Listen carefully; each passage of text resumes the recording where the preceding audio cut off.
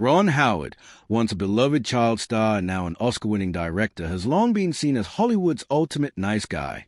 From the Andy Griffith Show to A Beautiful Mind, he built a reputation for being calm, respectful, and widely admired. On screen, Mayberry looked like a close-knit family. And yes, Howard shared real laughs with Andy Griffith and Don Knotts. But behind the scenes, not everything was friendly. There was one person Ron couldn't stand. Someone left him feeling deeply disappointed. And he wasn't alone. That same person sparked a private feud with Andy Griffith himself, one that lasted years. The tension simmered beneath the surface, the bitterness never faded, and the truth remained locked away in silence, but finally, it has come to light. The Andy Griffith Show isn't just an old TV series. It's a beloved piece of American history that still touches hearts. Though it aired from 1960 to 1968, its stories, values, and characters continue to bring comfort and joy to viewers, old and new. For 8 beautiful years, the show invited audiences into the charming, fictional town of Mayberry, a place where life was simpler, problems were small, and kindness always won. The series delivered 249 episodes, each about 30 minutes long. The first 159 were in black and white, giving them a nostalgic, timeless look. The last 90 were in color, bringing Mayberry to life in bright detail. But whether black and white or in color, every episode kept the same spirit, wholesome, funny, and full of heart. Surprisingly, the show didn't start on its own. It first appeared as a special episode on The Danny Thomas Show. That's where we met Andy Taylor, the calm, wise sheriff of Mayberry, played by Andy Griffith. His peaceful nature, gentle humor, and steady leadership won over viewers immediately. Soon, Andy and his little town got their own series and history was made. Mayberry was fictional, but it felt real. Said to have just a few thousand people, it was the kind of town where everyone knew your name. Sheriff Andy Taylor wasn't just a lawman. He was also a widowed father raising his young son, Opie, on his own. And he didn't carry a gun or shout commands. He kept peace with patience, common sense, and quiet strength. He was a steady center of Mayberry, both as sheriff and father. Opie, played by a young Ron Howard, was sweet and curious. The bond between father and son was one of the show's most touching elements. They fished together, shared life lessons, and grew side by side in scenes full of tenderness and wisdom. Keeping their home together was Aunt Bee, played by Frances Mayberry. She wasn't just a housekeeper, she was family. Aunt Bee offered love, advice, and plenty of home-cooked meals. Her warm presence made the Taylor household feel full and complete. And then there was Barney Fife, Andy's well-meaning but wildly over-the-top deputy. Played by the unforgettable Don Knotts, Barney was nervous, ambitious, and often got in over his head.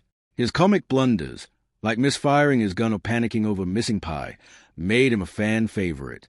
Andy always guided him with a knowing smile, and their deep friendship was one of the show's most treasured parts. But the magic didn't stop with the main characters. Mayberry was filled with lovable townsfolk, nosy neighbors, wise barbers, and friendly shopkeepers.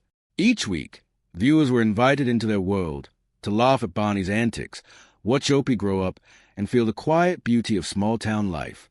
Even though it aired in the 60s, Andy Griffith once said the show felt more like the 30s, a slower, gentler time. It was never trendy or flashy. That's what made it special. It offered peace, warmth, and values that never go out of style. The audience loved it. It was a top-rated show its entire run, finishing in 1968 as a #1 program in America, a rare honor shared with I Love Lucy and Seinfeld. Don Knotts won 5 Emmys for his role, and Frances Mayberry won 1, though Andy Griffith himself never received an Emmy for his performance. Even today, The Andy Griffith Show lives on. You can still watch it on channels like MTV and TV Land, or stream it online where new generations fall in love with its charm. In Andy Griffith's real hometown, Mount Airy, North Carolina, fans gather by the thousands each year for Mayberry Days. They dress like the characters, sing old songs, and bring the peaceful world of Mayberry back to life. But while Mayberry seemed like a perfect, happy town on screen, what was really happening behind the scenes? What hidden tensions quietly bubbled on set, away from the smiling faces and laughter? Behind the scenes, the raw-life tension in the Andy Griffith Show on screen. The Andy Griffith Show felt like a warm hug. Sheriff Andy Taylor and Aunt Bee were the heart of Mayberry, steady, loving, and kind. Their relationship, filled with gentle teasing, quiet wisdom, and deep affection, made viewers believe they were truly family. But behind the camera, the connection between Andy Griffith and Frances Baver was far more complicated. Andy Griffith, who played the calm and playful sheriff, loved to keep things light on set. He enjoyed cracking jokes, playing pranks, and creating a friendly, relaxed atmosphere.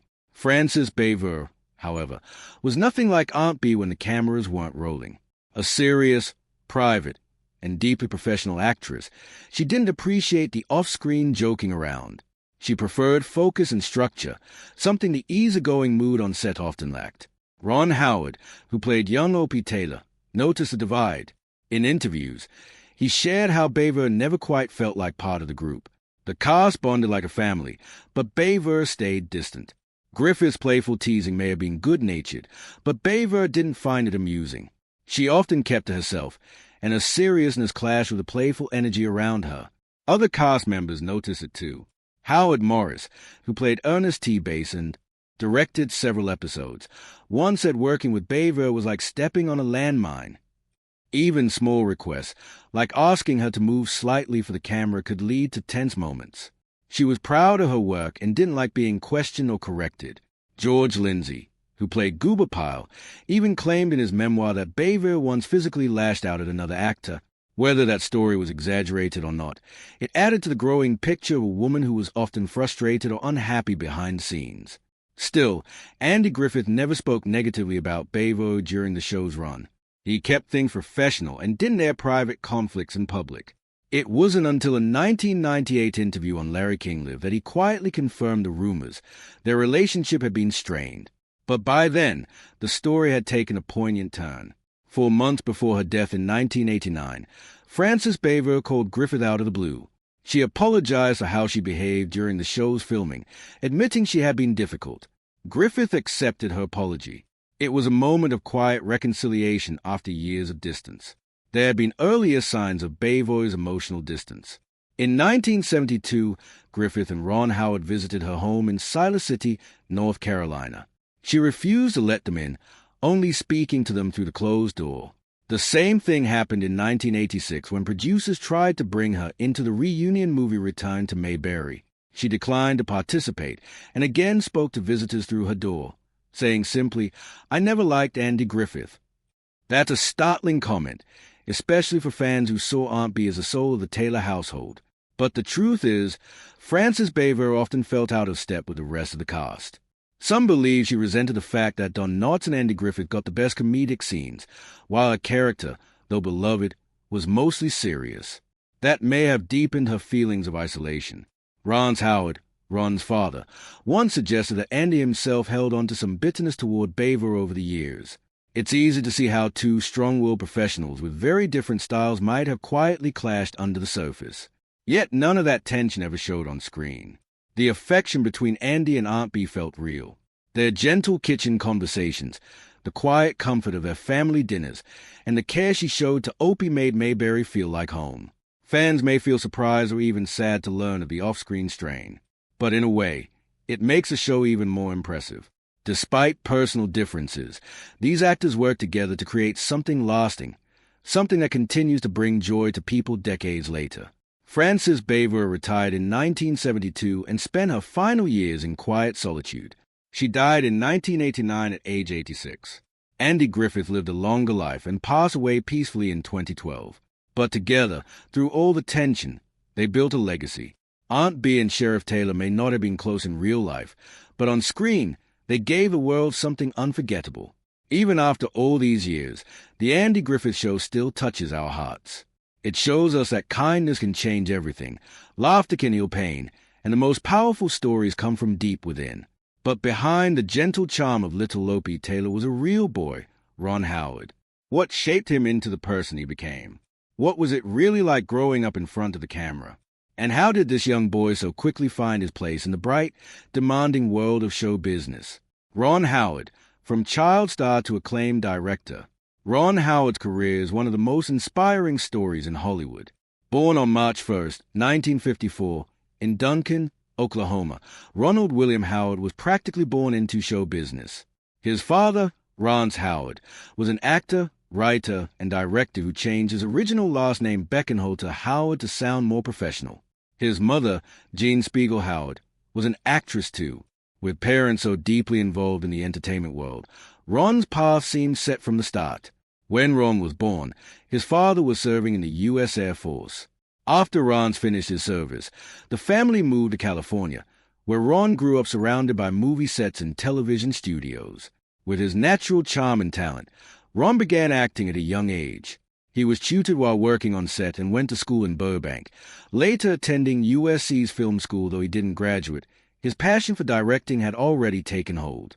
Ron's early roles in shows like The Twilight Zone and Dennis the Menace helped build his career, but everything changed in 1960 when, at just 6 years old, he was cast as Opie Taylor in The Andy Griffith Show. Playing the son of the wise, kind Sheriff Andy Taylor, Ron's role captured hearts across America. The show ran for 8 seasons, and Ron appeared in every one of them, becoming one of the most beloved child actors in TV history. After The Andy Griffith Show, Ron continued acting.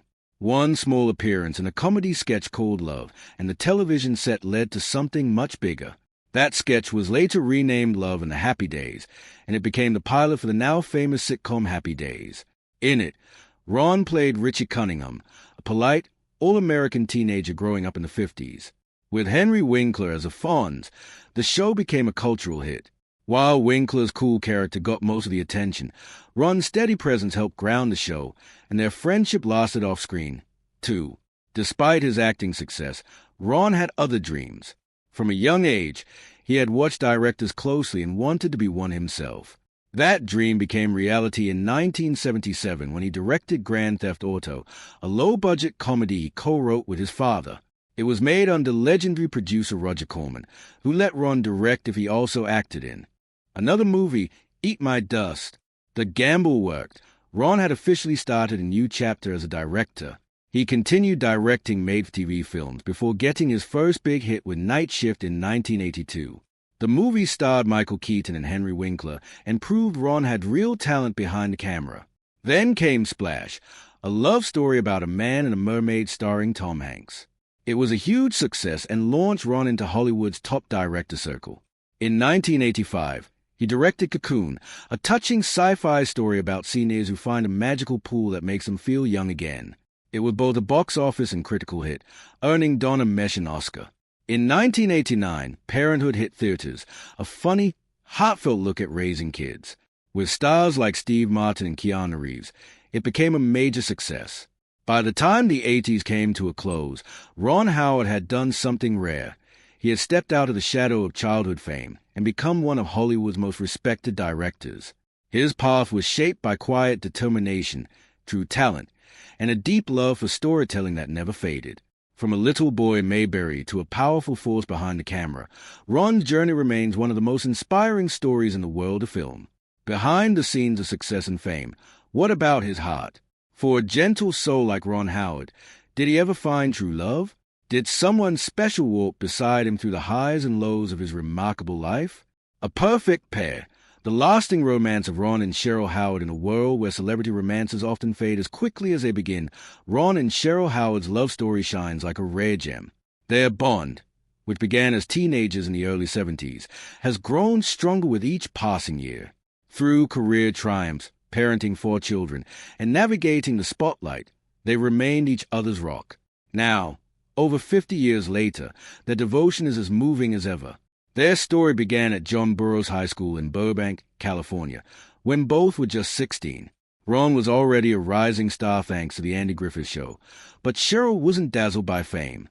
What connected them was something far more genuine. On November 1st, 1970, Ron picked Cheryl up in his mint green Volkswagen Beetle for their first date. They saw It's a Mad, Mad, Mad World and shared pizza afterward, a simple start to a lifelong romance. 5 years later, on June 7th, 1975, they were married in a heartfelt ceremony in Burbank. Friends, family, and a few Happy Days cast members, including Tom Bosley, attended. Their wedding, like their relationship, was sincere and sweet, not flashy, just full of love. What's remarkable isn't just that they stayed together in an industry known for breakups, but how deeply their love has endured. Ron often credits Cheryl with keeping him grounded. As he transitioned from acting to directing, helming hits like Splash, Apollo 13, and A Beautiful Mind, Cheryl was his quiet strength. Her handwritten notes of encouragement during stressful times became a source of calm and perspective for him. In a world spinning with fame and deadlines, Cheryl was his anchor. But Cheryl is more than just a woman behind a man. She's a writer, a thinker, and a deeply independent spirit. Their daughter, actress Bryce Dallas Howard, described Cheryl as a force of nature, someone who leads with both heart and wisdom. Bryce once revealed that Cheryl made Ron propose 3 times, not because she wasn't sure of her love, but because she wanted to finish school first. That determination and sense of self helped form a marriage built on balance. Together, Ron and Cheryl raised 4 children, including fraternal twins. Despite busy careers, they nurtured a close-knit family with deep-rooted values. Bryce and Paige followed creative paths, but all the Howard children have spoken about the steady love and guidance they receive from their parents. Over the decades, Ron and Cheryl have stayed connected not just through love, but through shared passions. They attend events together, read stories side by side, and discuss films and books with equal curiosity. Ron has said Cheryl's emotional insight often shapes how he sees characters and stories, reminding him to focus on human connection in his work. On June 7, 2025, the couple celebrated their 50th wedding anniversary. Ron marked the moment with a heartfelt social media post, sharing a photo of them on a beach at sunset. He wrote, "Grateful for 50 amazing years and the family and experiences it has yielded.